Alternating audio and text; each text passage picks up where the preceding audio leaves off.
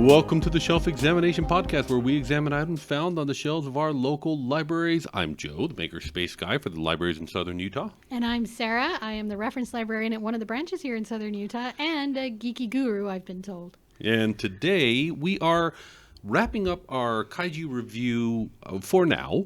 With a review of other media. Yep. That we have in our collection that are kaiju-based. Absolutely. So if you enjoyed even just listening to us or enjoyed some of the movies or all of the movies that we talked about, but you want to further your kaiju knowledge or just want a good kaiju story, I have a list of a number of different things that you can enjoy.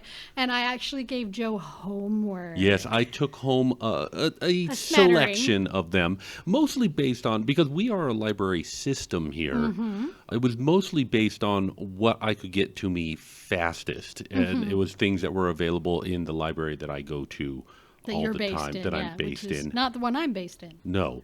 I do. It's not too far, though. It's close enough that we can get together for these podcasts and stuff like that. But did we have anything here? No, there was a couple of things here. There were a couple of things here. And I picked them up, and then we put others of them on hold. And then there was a few that you there were was just no way I was going to be able to go through all of this list. No, I've got large pages worth that we're going to go through very quickly. But it does, I think, before we even start this, I think it illustrates the point that if you are interested in something, if you have something that you're into, go to your local library.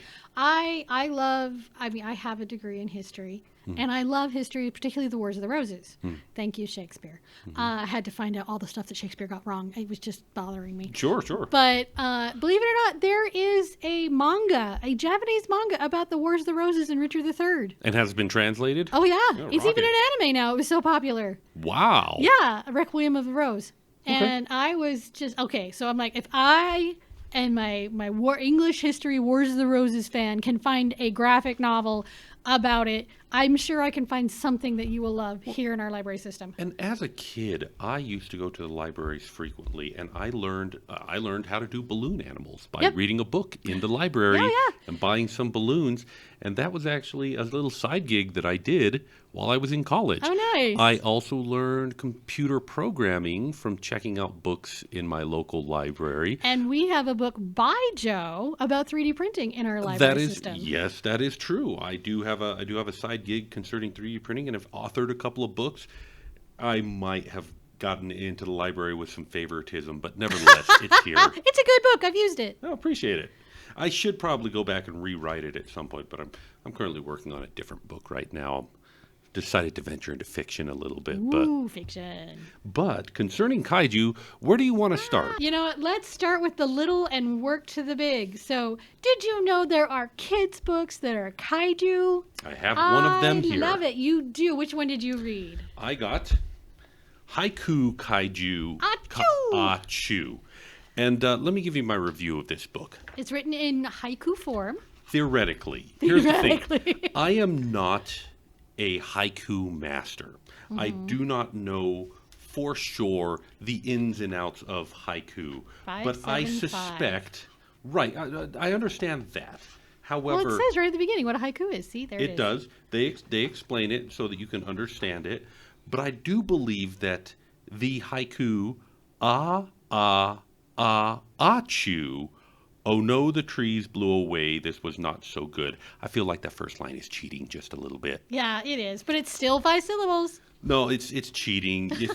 I feel like you can't just repeat a syllable over and over again and have a good haiku. However, there were several times in this when they would have things like little signs on the road, all in haiku. And they were in haiku as well. And it's all about a kaiju who wakes up with a cold and he's very confused. And there's a little boy who somehow speaks haiku and can understand what he needs, and they sew and build giant tissues and blankets for the kaiju and build a giant bowl of soup for him to help him get better. So, yeah, it is exactly what it says on the cover.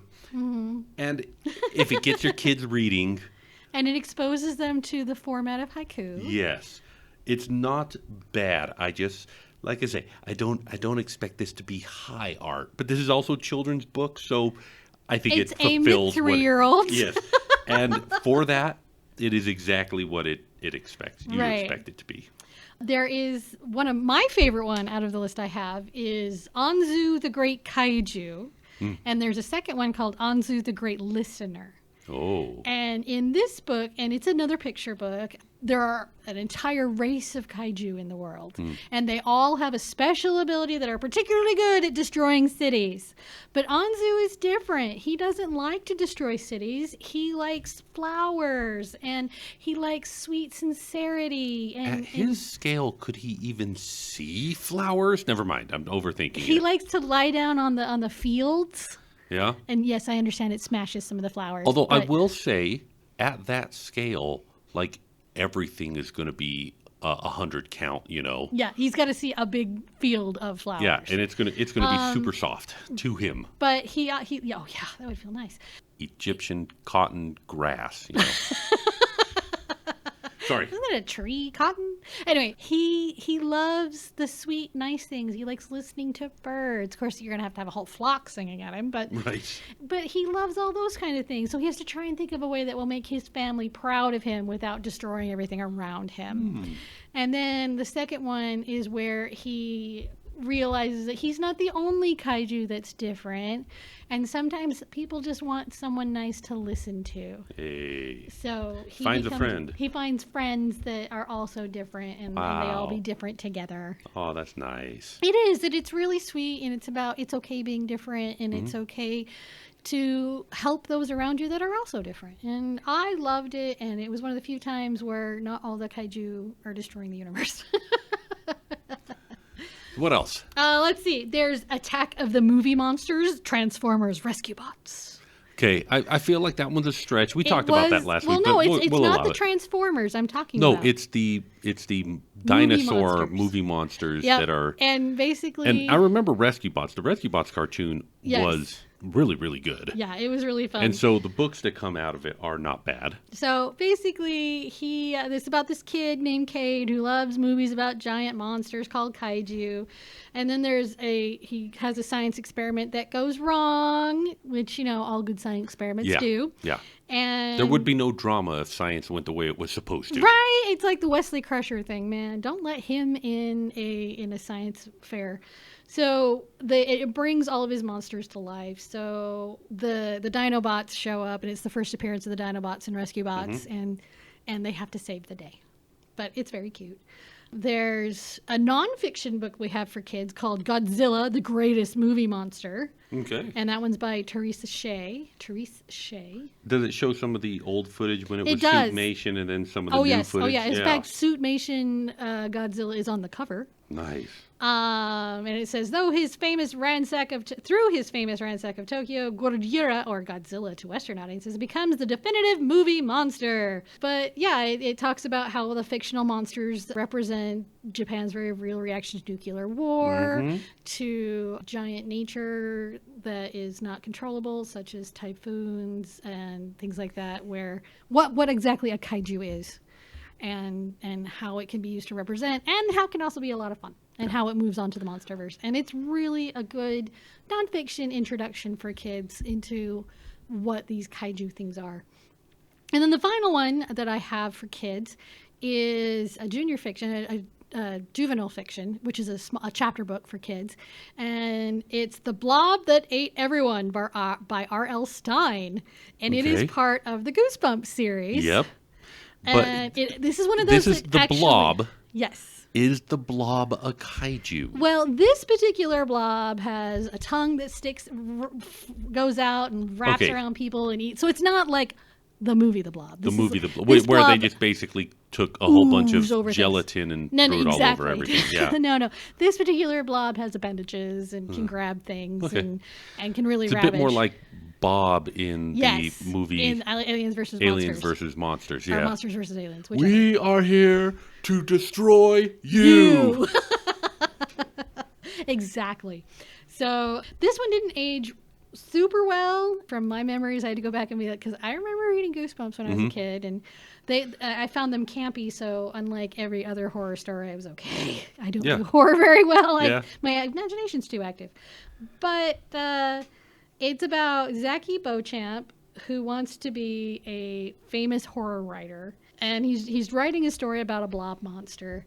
And one day he finds a typewriter, that's the part that doesn't age well, in a burned down antique store, takes it home and starts writing his stories on it. Well, of course, the typewriter is cursed and all of his monsters come to life. It's a bit like Jumanji, the original Jumanji, where they're playing a board game. Of course, board game. No, when the Zathura. original Jumanji or Zathura started... Now, Zathura, I think, would be a better one because, when Zathura starts... He's like, oh, that old-fashioned game, and all that. Old-fashioned typewriter does not necessarily negate the possibility No, actually, in we a had someone story come like into this. the library yesterday and use our typewriter. Okay. We have an electric typewriter, and they're like, hey, do you have another ink cartridge? I'm like, let me go get the ribbon. And they looked at me like I was from Mars, but they were trying to fill out a form. It's not an ink cartridge, pal. It's a ribbon. They were trying to fill out a form, and they couldn't find it online, so they were given a paper form. They're like, yeah, it has to be typed. They're like, with what? That is so odd nowadays I for know, that it to be was the weird. requirement. But okay. But yeah, I'm glad so- that one more service that we provide. I mean, I can imagine that we have some kids who are like, what's a typewriter? Because, it is aimed at 8 to 12-year-olds. And you basically say it's An a old-fashioned- dedicated computer that only does word processing. Yeah, and they go, huh? Why would you do that then? Yeah. But, I learned to type on an old-fashioned manual typewriter, Yeah. which is why when I type now on a computer, I hit the keys too hard. Yeah, you kind of have to push them on those old ones. You kind of have to push them very determinedly. Yes, that's a good way to put it, with lots of determination. And nowadays, where everything's just these very slight buttons. I got a new phone, and I am just so frustrated with how easy it is for me to accidentally hit the off button. See, my problem is when I'm typing and I go to hit the space bar, I hit the close the window button, Oh, yeah. and I'm like, no, come back. Ugh. All right, moving on, a little bit older. Some of them are a lot older, but, is the Kaiju graphic novels. Okay, that and there we are have. lots of these. We have quite a few of these, yes. Yeah. And So- I checked out a couple of these. In fact, I'm not going to have much to say about the third category, but I've got 3 graphic novels here. So as you get to them, we'll talk about them. The first one, and it's the one that's really popular right now, and it just got an anime, well, just a couple seasons ago, got an anime. It's Kaiju Number 8. Okay. And I mean, Kaiju's in the title. Yeah. So, yeah. I mean, obviously it's about kaiju. It's basically about, suddenly in Japan, the rates of the number of kaiju appearing go from like 1 every 100 years to 1 every week. Okay. And they're trying to figure out what is going on. So the Japanese Defense Force, because for the longest time Japan wasn't allowed to have a standing army, Right. they could only have a defense force. Right. They create a force within the defense force, specifically kaiju reactionary. for kaiju. They call it the neutralization force. Okay. And the main character is Kafka Hibino, and I'm like, Kafka. That's interesting. Well, who's that? Do I know a Kafka? You hurt my heart. I'm sorry. Okay, so he was a philosopher, writer. He wrote a book. I was thinking like of the various characters Oh, in no. Godzilla, but No. okay. And he wrote I still a book don't know who he is. But... about a guy. He wrote Metamorphosis, about a guy who transforms into a giant bug. Okay. And so I was like, oh, Kafka, okay. He is a kaiju corpse cleanup man. So after the force comes in and kills the kaiju, Right. lucky him gets to help get rid of the corpse that's sitting there rotting away. Okay.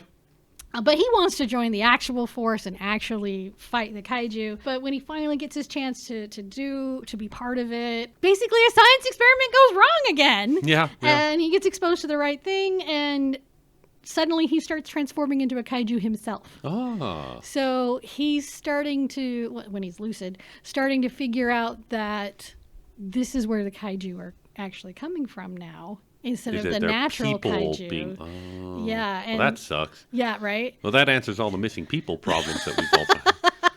Like, nobody bringing that up, but Well, no, we have missing people because the kaiju smushed them. yeah. See, you're not going to notice it when there's major problems happening.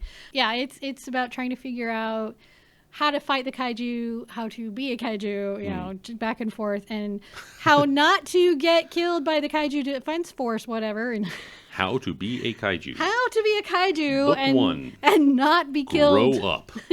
Right. So then there's one you read, which was Kaiju Girl Caramelise, and the Okay. description of this one was hilarious. So I was going to ask you, but apparently you've already read the synopsis for well, it. I've actually read the first couple books With too. just the title, Kaiju Girl Caramelise, I was thinking, first of all, I pretty much know what this is. Uh-huh. But what could this be? Option number one, it could be that we have a world of kaijus, but one of them is a cute little girl. A bit like, what was the son of Godzilla? Basically that guy, but a cute girl. Or, that's not what it was. No. What it was exactly what I thought it was. There is an underage cute girl, and she turns into a kaiju. And she turns into a kaiju when she feels love and romance. Yes, gets too in love. Yep, they call her, romance turns her into Lovezilla, literally. Yes, because this particular iteration of Godzilla has like spines down her back, and the middle one has a big old heart in the middle of it. Yeah, it's two spines that go different directions and create the heart. In this very first book, we're introduced to a rival girl, but it turns out she's not a rival girl, but in all imagery, she is playing the part of Mothra. Yes, she is Mothra. But now that you say that, it does seem like that. Not when we first see her, but the second time that we see her, she's in a sleeping bag that looks very much like a worm. And then when she steps out of that sleeping bag, she's got friggin' Mothra wings. Yep. As she's all, but she is cocoon sleeping bag. She is into the monster. She wants to see the monster. She doesn't realize that Caramelise is the monster, but she realizes / rival. Yeah, Caramelise doesn't really consider her a friend until later, but she realizes that there's a connection there, and so she thinks that Caramelise is the priestess. Yes, is this the little fairy girls or whatever. And here's the thing: a coming of age story with the girl turns into a kaiju. Pretty simple formula. It does get a little bit, I don't know how to pronounce this, ichi. There are a couple of scenes of an underage girl who is less clothed than she should perhaps be. It's like Sailor Moon transformation kind of scenes. Well, there's one where she's trying to look at the spikes that are growing out of her back and going, oh, what is this? There's one where she's transformed back and she's coming up out of the water and all her clothes have been destroyed. And then there's, I don't remember what the third one was. Yeah, it's kind of... Basically what I'm saying is, there's not a lot of detail to it. It's not graphic. Yeah. It's not explicit. No. But it's there. But it's the sort of thing that... T for teen. Yeah, it's the sort of thing that if you were an underage girl yourself, nothing wrong with it. But if you... I'm probably not going to finish this series, is what I'm saying, because I don't need to necessarily have those questions. And you got to throw it in, the fact that she falls in love with the class idol. Well, actually, it's interesting. The class idol... the class idol boy is kind of going after her. For some reason, he likes her more than anybody else. Yeah. And it's not like she's pursuing him. This is absolutely the girl fantasy of the guy who is too good for you, but wants you anyway. It's teenage dirtbag in reverse, He's so good, you don't deserve him. You don't deserve him, but he loves you anyways. And then turn into a kaiju monster. So kaiju love monster, it was Lovezilla. Pretty much exactly what I expected on the title alone. I like it. I think it's very clever. I think it's very well written. I just am not going to be... And it is... So far, they have 9 episodes written. We only have 4 of them in our collection. They only have 7 of them that they've translated to English. But supposedly it's getting an anime? Probably. Soon? Yeah. So... we will see how that goes. So, Kaiju Girl Caramelise, if you are not going to be in a position where that sort of thing makes you look weird, I say check it out. Did you think you looked weird? Yes, I did. I mean, again, it wasn't explicit. It didn't excite me, but at the same time, I did not need anybody looking over my shoulder and going, what you reading there? Like your sons? My daughters? Yeah. All right. Nope. So after that, we have an American one called Kaijumax, which you did read. I have Kaijumax here. I have not finished reading Kaijumax. I'm only about halfway through it. Kaijumax is essentially a prison metaphor where the prisoners are the kaiju. We are in this world where they have managed to, without mistakes, without any sort of trouble, they can capture a kaiju. And they have built... put them in a supermax prison. Supermax prison, which is where basically. You get max, is exactly. Kaijumax. But there's also, guards who can also transform into kaijus to fight them in order to succeed, who are corrupt, who have gambling debts with the kaijus on the moon, who her daughter is in the prison and he's running in between and having to deal with the mob and stuff like that. So it is a prison story metaphor with where the prisoners are kaiju, meaning that the kaiju in this story are the main characters. They are the characters that we are supposed to sympathize with. I don't know if this could be done in any other format. Right. Other than graphic novel. Other than graphic novel. And Xander Cannon is the author and artist of this. So if you're looking it up. Yeah. There's a couple volumes. I will say I don't necessarily recommend it not because I don't think that it's good. I think that what it does is great.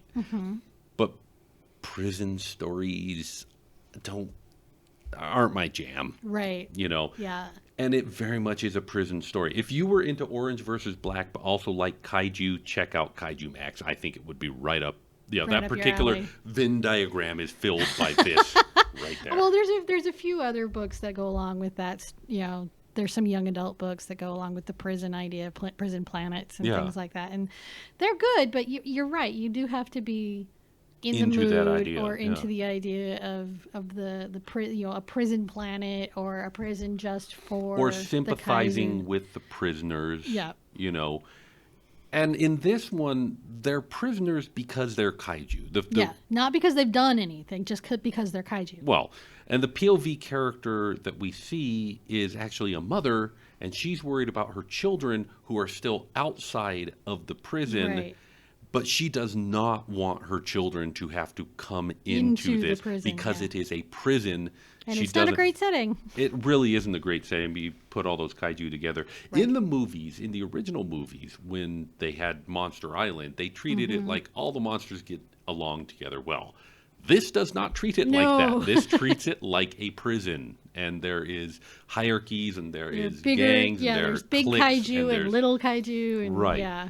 And it causes a whole... I mean, you can tell on the cover. You may not be able to see it at first, but on the cover it's got all the kaiju across it. And there's little tiny ones and big ones. Our POV character, the big orange one in the middle, a knife in has his a hand. shank. Yeah, he does. Made out of the side of a boat, but it is a shank. It's got the name of the boat on it. It's got the name of the boat on it. I hadn't realized that till you pointed it out. Yup. So, like once you see it, you're like, and that okay, one's not rated. A lot of American graphic novels are not rated. And I wouldn't say it was bad. It wasn't necessarily graphic. It looks very cartoony. It does. I was looking at it going, it kind of looks like it looks kind of cute. Courage the Cowardly Dog sort of style. Not exactly, but that sort of style. Yeah. Yeah, I did want to say that when I talk about some that are rated, like Kaiju Number 8 is rated T for teen, Kaiju Girl Caramelise is rated T for teen. Those are ratings that are put on by the publishers, and each publisher has their own set of standards, so they can vary. And most American graphic novel publishers don't do that.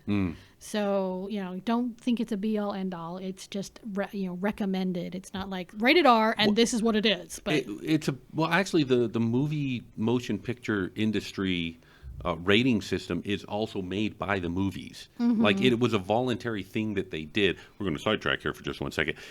The government was threatening to step in and regulate what could be in movies, and the movie industry themselves decided to regulate themselves to prevent that. But they have a list. If this or this or this and or all of the above are in the movie, it has to be rated this. And different comic book publishers do not have a unified list amongst themselves. They do not. And at this time. And we used to have the American Comics Code, but they have gotten away from that American Comics Code because when it was set out, a lot of society was very different. It was set up in the 60s. I do think that regulation and deregulation goes through cycles. I do think it needs to go through cycles, honestly. And the Comics Code was it being regulated, and then it got deregulated. And then maybe it got super over-regulated, and now it's gone again. So, we'll see what happens in the future. So, don't take the ratings I'm saying as this is, only this age group can read it or whatever. It's just recommended by the publisher. One of those things we have to worry about as a librarian. Yes, and there is no rating system, unified book rating system. it doesn't exist because there are so many different interpretations. Yes, there are. I do wish. Okay, we're going to tangent off here, but my wife and I have had this conversation many, many times.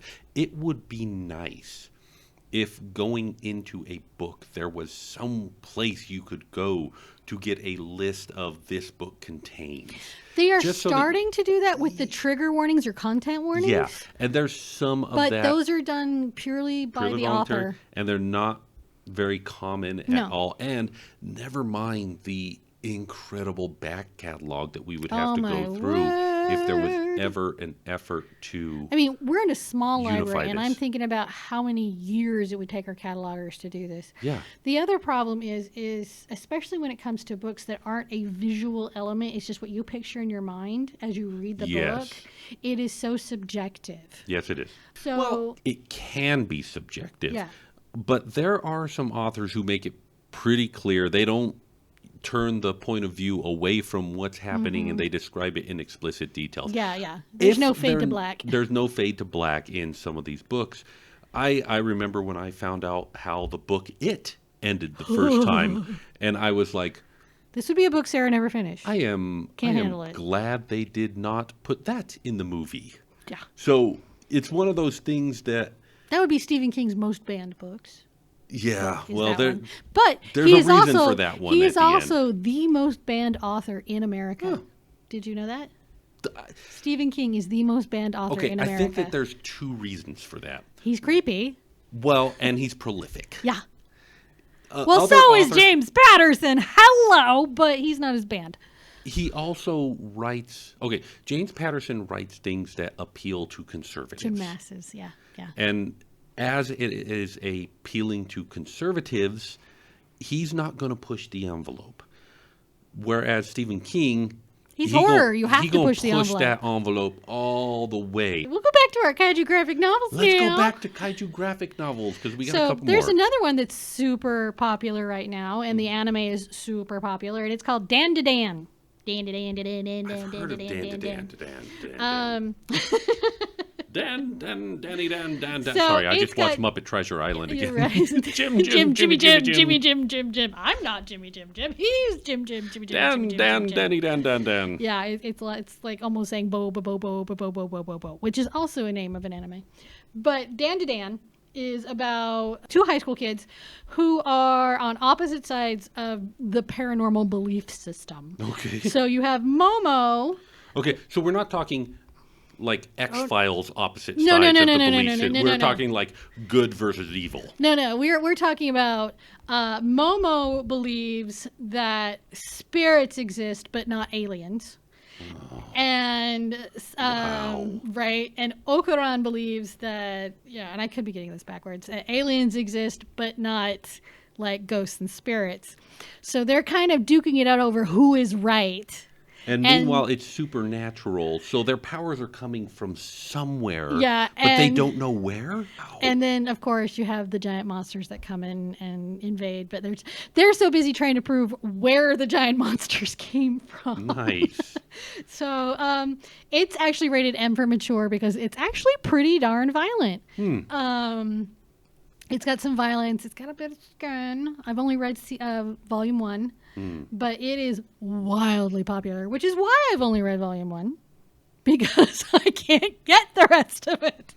I'm reading the synopsis in Wikipedia, and it says, initially, a central plot focuses on Okuran's quest to receive his, missing testicles? I haven't gotten that far. This could be why it's rated M. I think I'm done at this point. I can tell this is not for me. But I'm sure there's some out there who will find it wildly entertaining. Apparently a lot of people. All right, so next we have One Punch Man. Okay. Which you've got... And I know One Punch Man, Saitama, but I keep forgetting that there's he's kaiju in it because it's so focused on the individual heroes. Saitama is a guy who can defeat anything with one punch. He is retired. He hates the whole idea of being a superhero. He's even lost all of his hair from overtraining. So he wants to be a lazy couch potato. And of course, things can't happen that way. Here's the thing that I love about Saitama. One Punch Man, despite him being the title character, He's kind of just in and out. he's not the main character. No, he's not. The main character, he never progresses. In fact, as a character, his arc is done before we chapter even one, start yeah, the first he's chapter. done. And here's the thing.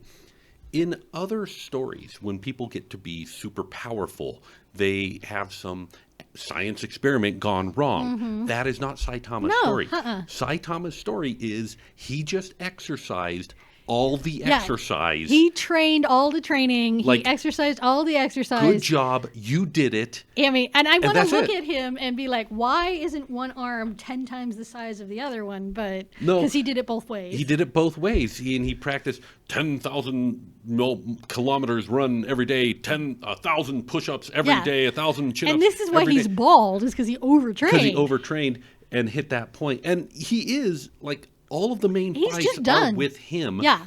And he does at one point level up. He becomes like the Zero Punch Man because Yeah. he goes back in time and punches a guy before he meets him. Yep.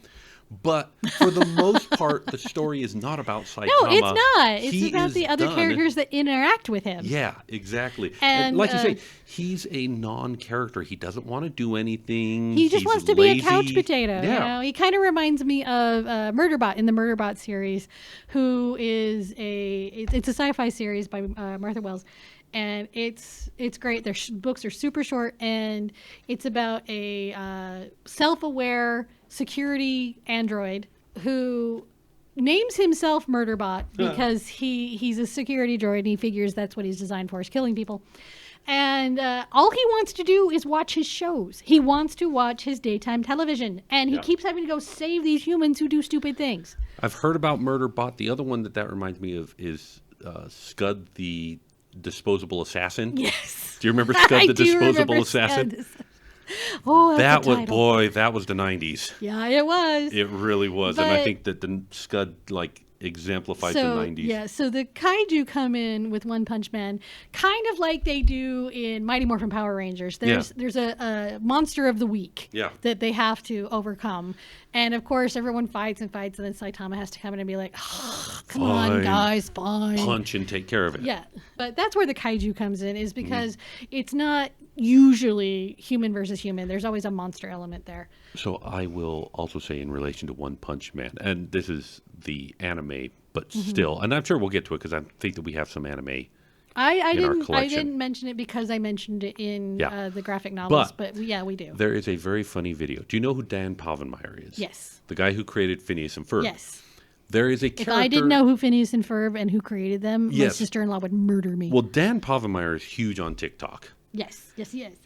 And somebody pointed out that one of the characters in One Punch Man looks like Doofenshmirtz. Yes, you He's are got not the wrong. nose and stuff. And so Everything. he made an edit, or somebody made an edit. I think somebody made an edit, and he just commented on it, where this character who looks like Doofenshmirtz is in his lair, and then the door opens up, and it's Perry the Platypus, and they overlay the voice of Perry the Platypus. What an unpleasant surprise, or no, what an unexpected surprise. And by unexpected, I mean, and then he does his One Punch Man Thing. one arm, super arm attack, completely unexpected, and he smashes the wall of it out. And Dan Povenmire's like, "Wow, I bet with that hand I could give a huge hounds a run for his money," which was a character. But bumps. Yeah, I was like, "Oh, that's the best." One Punch Man is rated T for teen. And then we have Asadora, which is by Naoki Urasawa. I can do this, I swear. It's all right. You're doing better than me. And this one's really interesting because it is a dual timeline story that eventually meets at the end. Ooh. So you start out in 2020, and there are large creatures rampaging through where? Tokyo! In Because 2020, man, we missed that window. yeah, Jake, well, damn it. you know what? The defense force must have seen it coming. I guess. But yeah, they're rampaging through Tokyo. Probably nobody got hurt because no one was at the office. But whatever. Yeah. And it's destroying everything. And then it jumps back to 1959, and you have a girl named Asada, Like, who came up with that tongue twister? But Her mom. She's a young girl from a wealthy family, but it's a huge, huge family that lives in Nagoya. And she's kidnapped for ransom, and no one in her family notices. There's like 11 kids. And no one notices, and then a typhoon hits Nagoya, and so now she and her kidnapper have to work together to survive it. Oh, But wow. there's something supernatural within this storm. Okay. It's very interesting how the two stories combine together into the final product of the 2020. What's this one rated? It is older teen. Older teen. Okay. Older teen. Well, check it out. So that one's called Asadora. And then we have one that you checked out, but you didn't get a chance to read, Right. which is Godzilla Aftershock. Now, we have a couple different Godzilla graphic novels in our system, but this is the one that had the best reviews, and it's also part of the Monsterverse. It is a prequel for the Monsterverse. Yes, it's a prequel to the first Godzilla movie, And it it's talks by about Arvid Nelson. illustrated by Drew Edward Johnson. And I'll tell you what, the cover looks like a watercolor. It It looks is, so but it is cool. very American artwork. Yeah. It's good solid line work, good CG. Oh yeah, think like DC Marvel. It's that sort of style rather Yeah. than the manga cartoony style. Yeah, absolutely. And it tells the story of how the Mutos and Godzilla, I guess, First come across each other. I haven't read it. I may sit down and read this one before I return I it. do love all because- the automatopoeias going on in there. Yeah, it looks good. It's got a lot of karoom, hurrah, smash, crunch. Darn. Pages and pages of that where they're fighting. And he lights up, and he's got his got his atomic breath going. And I have heard that this implies that the Mutos used the race of Godzillas as breeding grounds and or now something. he's the only one so left. I'm looking forward to reading it Yeah. and seeing how that It goes. sounds really good. And the artwork is gorgeous, and the cover looks like, I gotta tell you, it looks like Godzilla going up against a really giant-sized alien from Independence Day, doesn't it? Doesn't it look Yeah. like an Independence Day alien? And I mean, that's the Or Muto, a but this is a collector. different kind of Muto. Yeah, or a collector from Mass Effect 2. It's kind of what they look like. Yeah. They're kind of crazy. And then, believe it or not, we're going to jump back to a more American thing. There are novels about kaiju, full-blown, full-size novels. Not a lot of pictures on these ones. No. The pictures are in your mind. In your brain. The first one that came to mind, and it always will, is The Kaiju Preservation Society by John Scalzi, who is an amazing satiristic author. He's so funny. Okay. And again, we go back to COVID-19. Yay, 2020. When it goes through New York City. Will never go away. The main character, Jamie Gray, is he's a driver for food delivery because everyone's indoors and you have those poor schmucks that have to deliver the food. Yep. And then he makes a delivery to an old friend named Tom. And he works as a, quote, animal rights activist for an organization. The friend that he's delivering to. And Tom needs a last-minute grunt to help handle things on their next field visit. He promises a lot of money to Jamie, so Jamie, who is in a dead-end corner job that he can't quit, but he really wants to, and he's bored out of his mind, so he says, "Sure, I'll do it," and he signs on. And then Tom doesn't tell Jamie that they have to go through it. They're not here on Earth. Or our Earth, they're on an alternate universe in an alternate dimension. Okay, that doesn't count. And there are dinosaur-like creatures named Kaiju that roam through. Yay, it's great, but someone's letting the Kaiju into our world. So they got to stop that because it's bad. But they don't want to kill the Kaiju because it's not the Kaiju's fault. Yeah, they're just innocent creatures. Yeah, huh? Other than being incompatible with humanity because of their scale. Right. That's a good way of putting it, because of their scale. Then there's the Meg series by Steve Alton, if you've ever seen the movie Meg. I was going to say. About the Megalodon. It's based on his books. Okay, so were the books first? Yes. Wow. Oh, hold on. I have to wrap my head around this new reality because you're telling me that the Meg was written for its story? Yep. Its story's so stupid. They took a lot of it out for the movie. I hope that that's the only excuse. I hope that this book isn't so stupid because the movie was so... Well, it can't be that bad because it has several in the series. Wow. At least when Jurassic Park got turned into a movie, and they did change a lot of things when they made yeah, Jeff Goldblum's the character movie. lived. Yeah, exactly. But they changed a lot of things when they went to the movie from the books. Mm-hmm. It at least had the same thoughtfulness of it. If there was thoughtfulness behind the Meg movie, I didn't see it when I watched. I'm not saying I hated the Meg movie. I went in expecting a stupid good time. I got a stupid good time. I was not disappointed by the Meg movie. But you're telling me It's based on a book series. that somebody started with words to Yep. describe Steve this Alton did. phenomenon movie. Here, let me read the summary. I don't want to be in this reality. I took the bad path down You the need to go to the kaiju.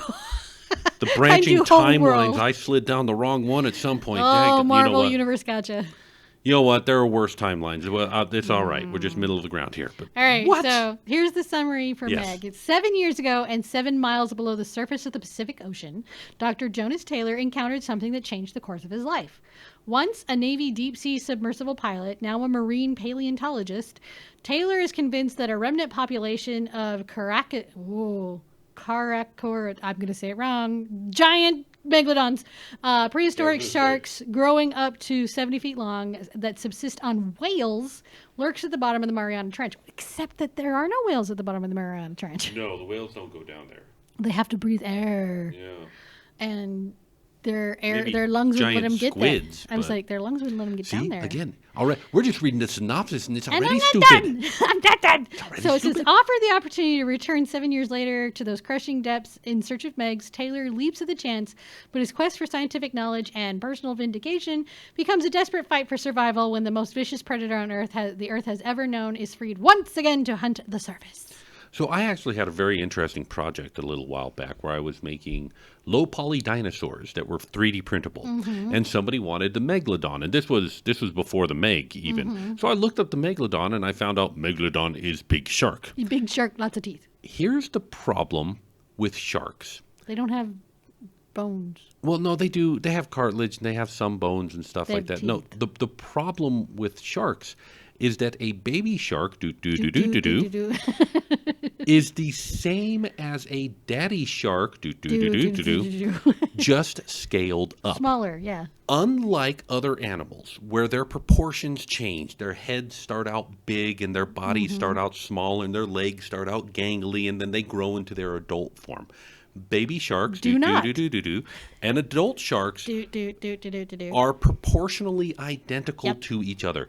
And so a megalodon is proportionally identical to A great white a or whatever. regular shark. And so it was very difficult to make something that looked like an ancient giant shark You just have that to wasn't just add more teeth. exactly added more teeth and ridges on the things and Made the gills a little more prominent. exactly, just tried to rough him up a little bit and make him look like a really mean Look old. Look ancient. giant Look old. shark. Yeah, exactly.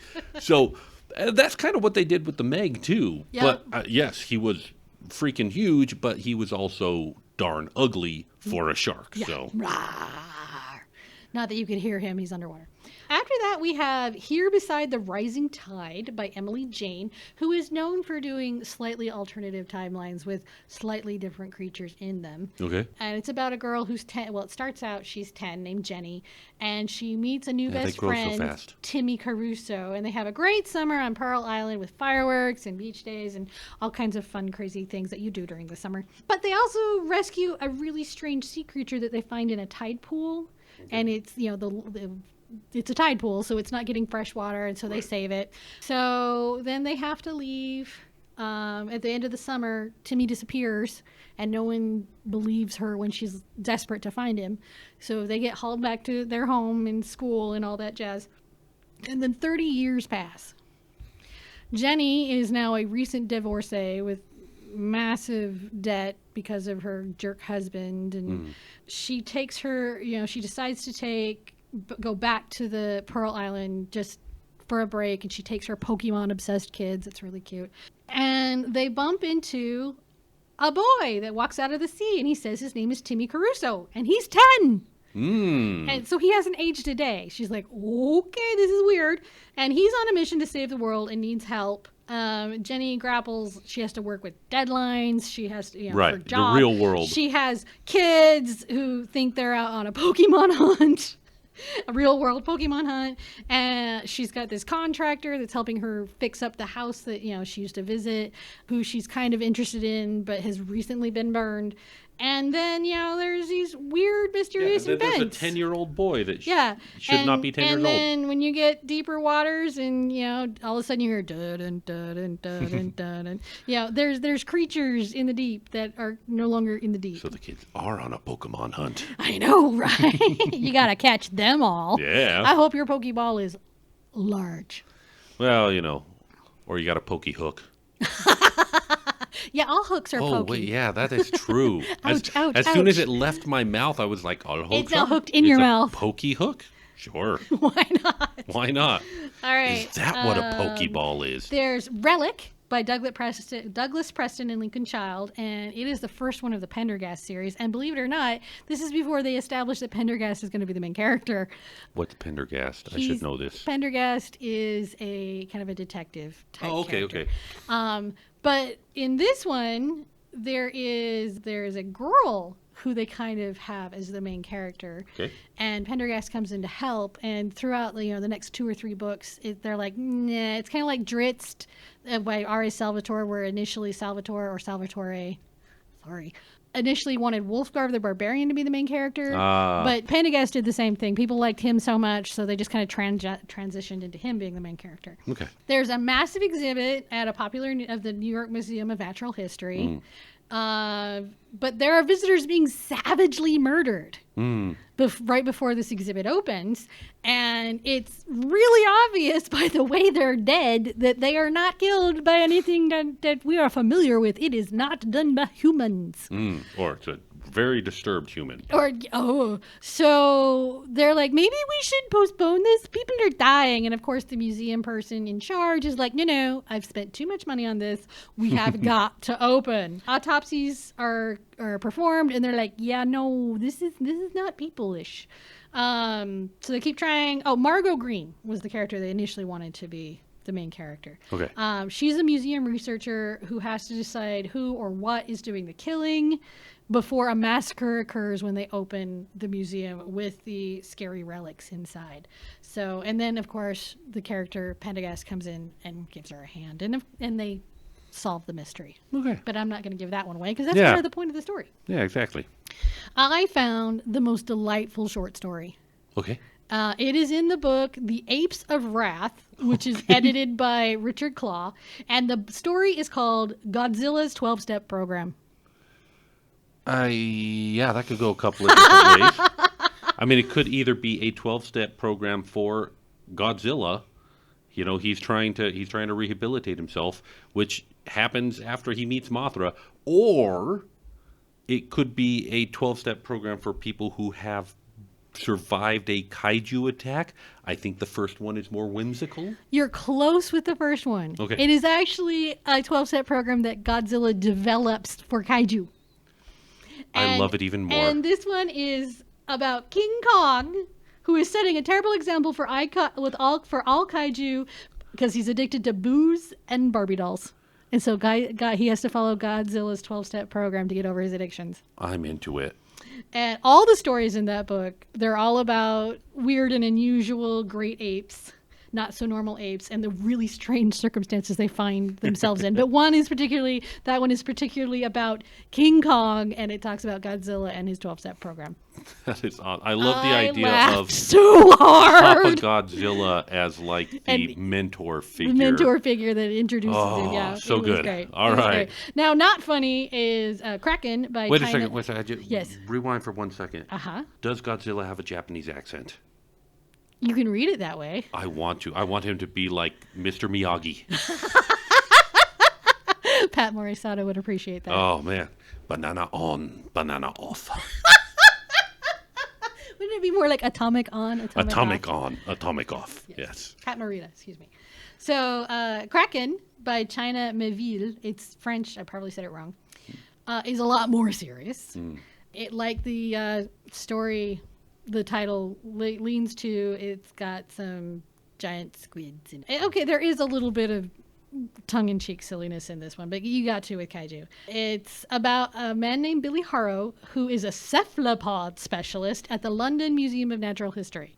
Okay. Trying to remember what cephalopod means. That's just Octopus, multi-legged. octopus, squids, things like that. yeah. Yes, he's conducting a tour of the museum, which the highlight is supposed to be the center's prize specimen of a rare Architethus deuce, Some ancient.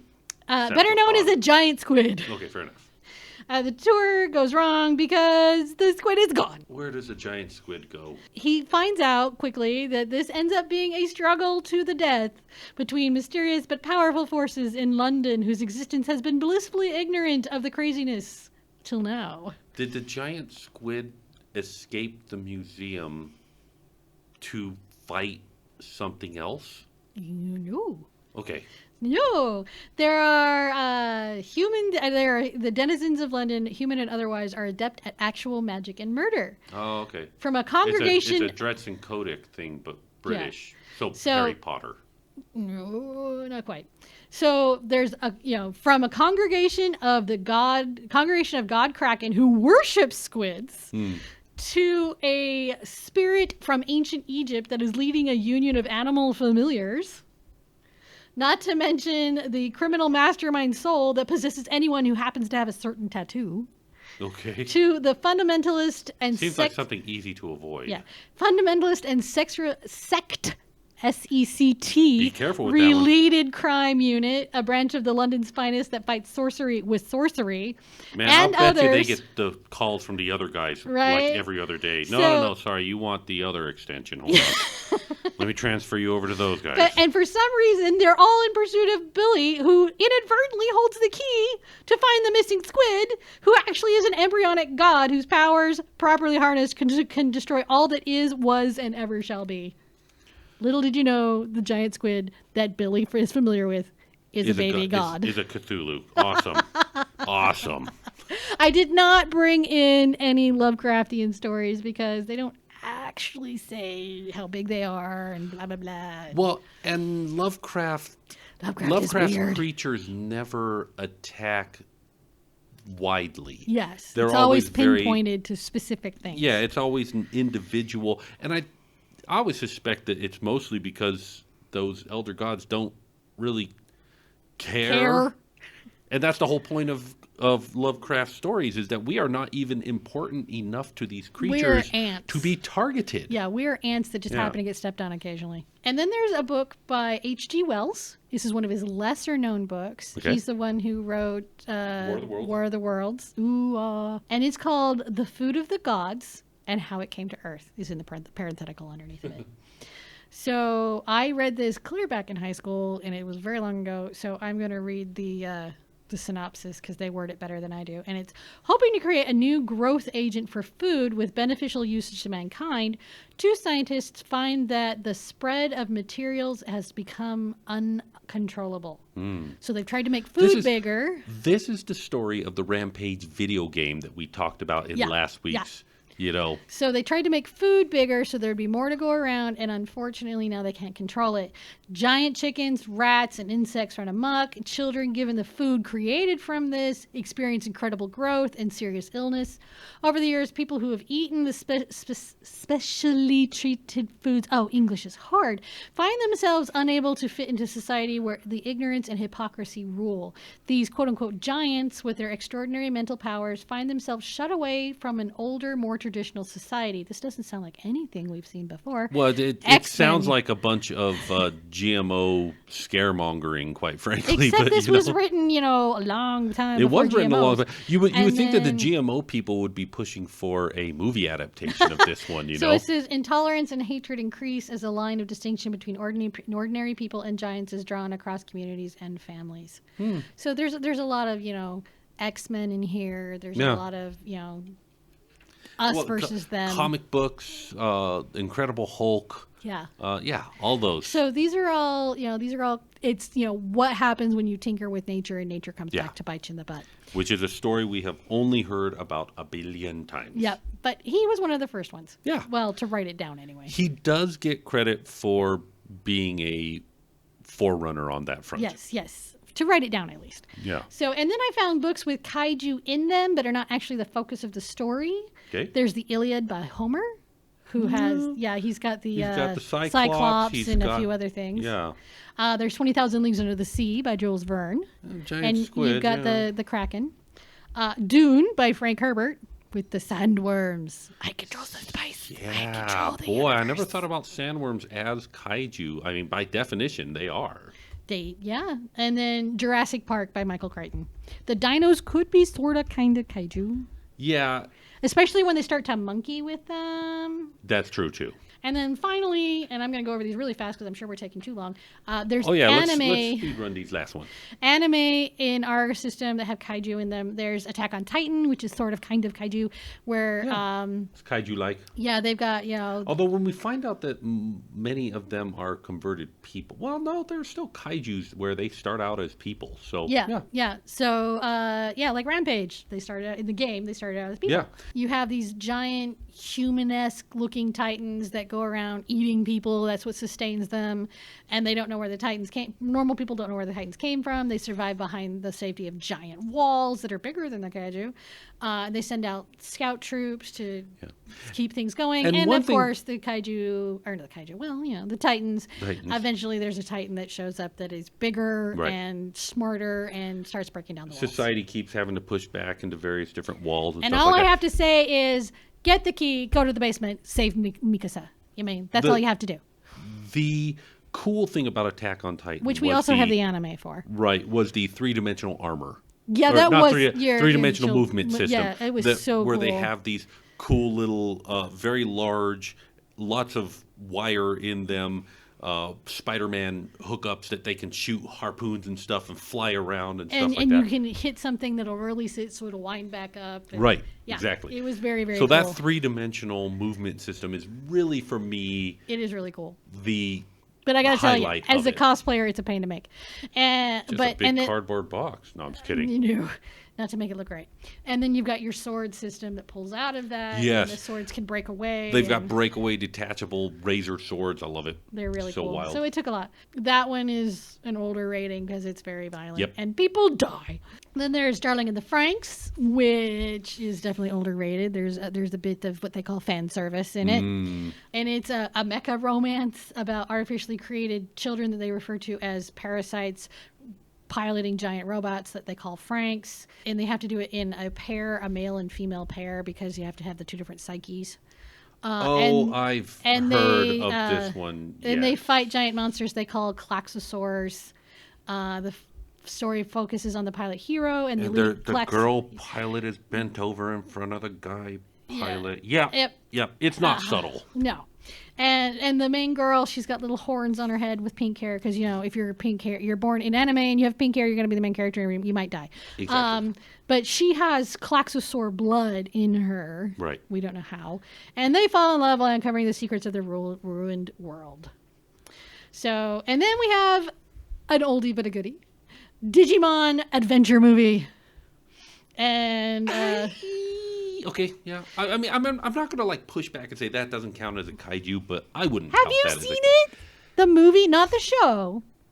It has a giant Digimon that is running amok. Yes, but that's the thing. It's a giant Digimon, and Digimon, I don't think are kaiju because they're controlled by people. This one isn't. It's wild. I don't know. Also, they're just too silly to be kaiju. But that's all right. We're going to go with it. Go with Digimon the movie. I could say Mewtwo could be a kaiju, but he's not giant. He's not giant. No, he would not There be are a kaiju. some giant Pokemon, and some of them mega evolve. And that's the thing. I would say that a giant Pokemon doesn't count as a kaiju. So there is one. It doesn't do kaiju-y things. Right. But that's all right. And I love how when I looked up this summary of it, they had to give all of their names. And so in Japan, Tai is Taichi Yagami. Okay. But in America, he's Taichi Tai, quote unquote, Kamiya. Why did they change his last name? I do not know. And then he has his younger why sister. not also change his first name? Just make him Tom. Tai. But then they have his sister, who is Hikari Yagami, or in America, Kairi Kamiya. Okay. Instead of Hikari, it's Kari. Yeah. And then they changed their last names. Yeah. It's like, why? So they find an egg, and it emerges from a computer screen, and so they take care of it, and it transforms into a dinosaur-like creature and begins wandering the streets of the city, destroying stuff. Second egg appears in the sky, and a bird creature emerges, and they decide to fight, and they fight, and they fight, and fight, and fight. And that's kind of kaiju-like. And with Taichi and Hikari's encouragement, the dinosaur emerges victorious, and both creatures vanish. Good enough. See, I told you there were kaiju. Is Water Horse a kaiju? Maybe. Yeah. See, it's a Loch Ness monster. It doesn't ever Yeah. get that big, though. He's basically the size of a horse, so maybe not. Maybe he's too small to be kaiju. But he's definitely cryptid. Yep, he is cryptid. There's Evangelion. And here at our branch, in our system, we have the OVAs, the 2007 and on, the 1.1101, which is You Are Not Alone, and from there. When did the first Evangelion come out? Came out in the 1995. 90s. Yeah, it came out in the 90s. That's the one that I saw. Yeah, and it's a little bit confusing. Okay, it's a little bit confusing. And then don't watch the movie. It's even more confusing. Yeah, it definitely... You sit there going, oh? Well, at some point, you just kind of like stop and let it just wash over you and go, And yep, did you that's it. know that Shinji is only 14 at the beginning? That's the whole point of the story. They have to be 14 when they interface because their minds are still malleable, and also For the some reason, fan I service. thought he was 16. For some reason, I thought he was 16. No, they have to be. It's a coming of age story, Yeah. and so they have to be young enough to come of age. So At there's- 16, yeah. you've come of age at that point. Okay, I need to rephrase that. At 16, you have already. Your brain is not elastic enough? Well, the story-wise, coming of age stories happen Yeah. between 14 and 16. Well, anyway, all I have to say is Shinji has a terrible father. Yep. Evangelion is painful, and they're fighting things that they refer to as angels. And his mother's DNA is in his Evangelion. Yeah, it's weird. Yeah, the whole thing is about it's weird, broken really, families. Yeah, it's good. I mean, the thing is Shinji is supposed to fight these angels. He doesn't want to do it. No. He gets caught because initially he get on his way to meet his father that he hasn't seen in forever. He gets caught in the crossfire between an angel and the UN, and he's terrorized by it. And Let's keep in mind the whole point of Evangelion. While there is a strange, you mean other than having an epic soundtrack? Because it does. it has an epic soundtrack. The needle drops are amazing, and the robot monster fights Are spot on. absolutely And epic. for once, the robots literally have an Achilles heel, Yeah. other than the pilot. Other than the pilot, but there's weakness, there's drama, there's things to overcome, and then the writer of the show just Went off the deep laced end. it with a bunch of really broken family relationships, which is I mean, great the only for reason drama. why Shinji actually gets in an Evangelion is because his dad says if you don't do it, the girl you just saw get beat up and is broken has to go back and do it. Yeah. So And he's manipulative. Oh, he's so But that's the bad. point of the story. The point of the story is dealing with broken family relationships. I swear, the only worst father in anime history has got to be the one in Full Metal Alchemist that combines his daughter with a dog. Yeah. Oh, too soon. I know. Right? Forever too soon. All right. On the note of having, terrible monsters with people fighting in suits, there's Genlock, which is done by Rooster Teeth, who is best known for doing Ruby and Red versus Blue versus Red. Red versus Blue. Yes, thank you. And it actually, I loved the first season. I haven't seen the second season, but I loved Genlock. Of Genlock. And it has a killer cast. I mean, it stars Robert B. Jordan. And the girl who plays the little Arya Stark is in it.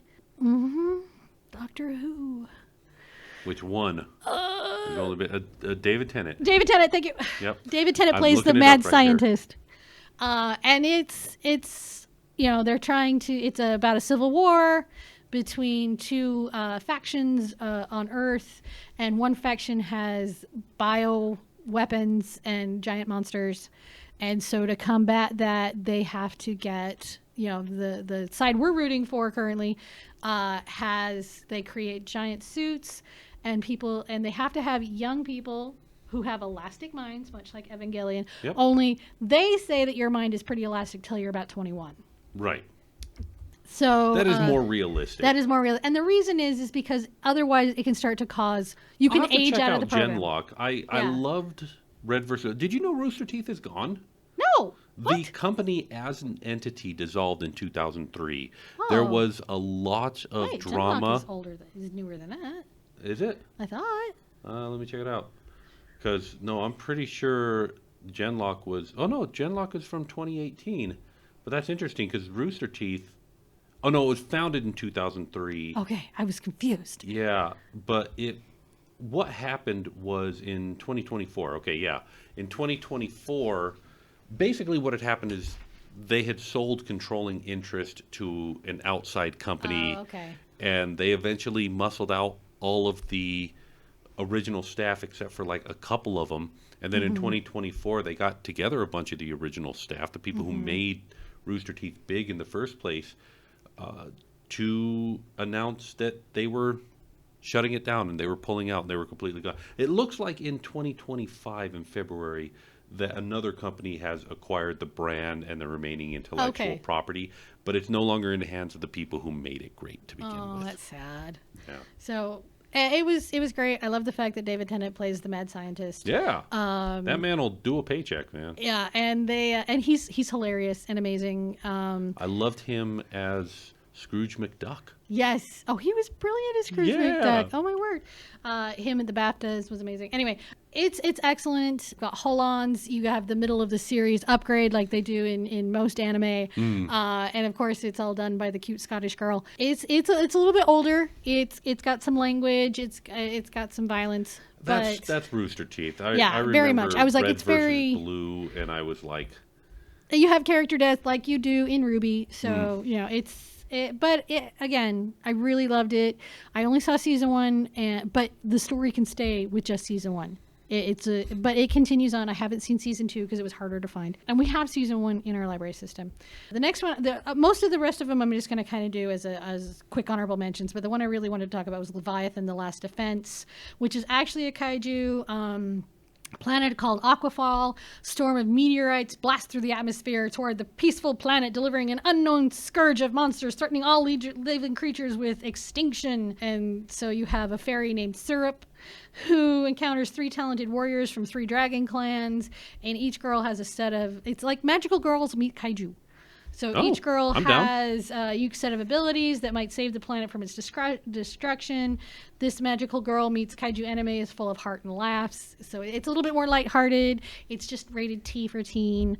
And again, it's magical girls versus kaiju. Yeah, I'm down. So some honorable mentions. There's one called Heroic Age, which I adore. It's basically a science fiction rewrite of the 12 Tasks of Hercules. So it's got kaiju monsters that he fights. Some of them, yeah. There's an entire tribe of giant insects that are trying to destroy Earth and all of its denizens. That's a skinny Hercules. Yeah, but he turns into a giant kaiju. Oh, okay. Yep, he turns into a giant kaiju when he has to fight. I was thinking it was going to be more of like, I have the power. By the power of Grayskull. No, he can actually, he has been merged with a giant kaiju type character. And when he has to protect the humans, he turns into his giant kaiju character. Okay. And fights off other giant kaiju.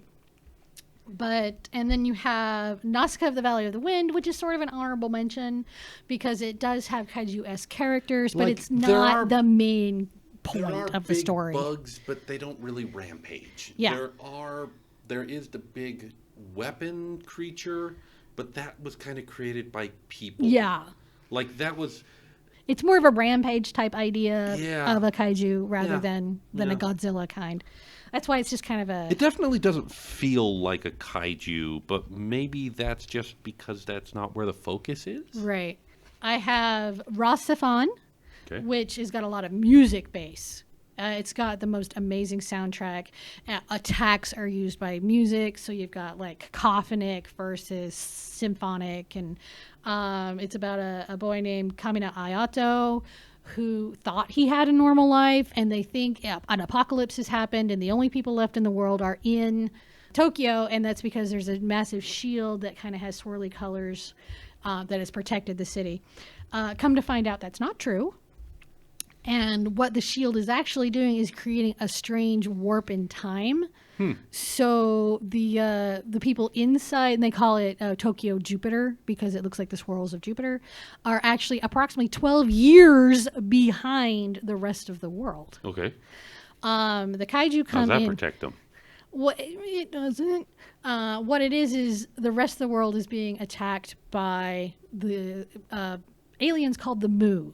Okay. And a lot of the Mu look just like people, only they have blue blood instead of red. But they also control monsters that that called golems that float around and attack the cities, and they float around and attack the outside world.